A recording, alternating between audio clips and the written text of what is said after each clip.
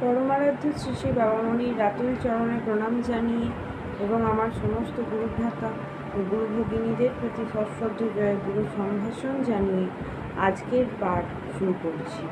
ও অখণ্ড সংহিতা বা অখণ্ড মণ্ডলেশ্বর শ্রী শ্রী স্বামী স্বরূপানন্দ পরমহংসদেবের উপদেশ বাণী ত্রয়োদশ খণ্ড। চরিত্র বল। রাতে কয়েকটি যুবক উপদেশার্থে আসিয়াছেন।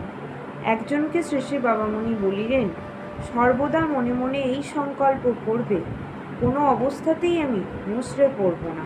মেরুদণ্ড সবসময় সরল এবং সবল রাখব।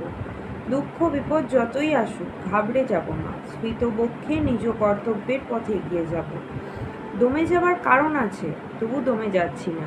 ভীত হবার কারণ আছে, তবু ভীত হচ্ছি না। এরই নাম তো চরিত্র বল।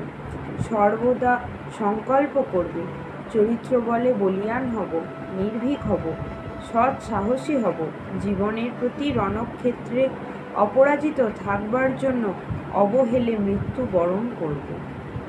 জয়।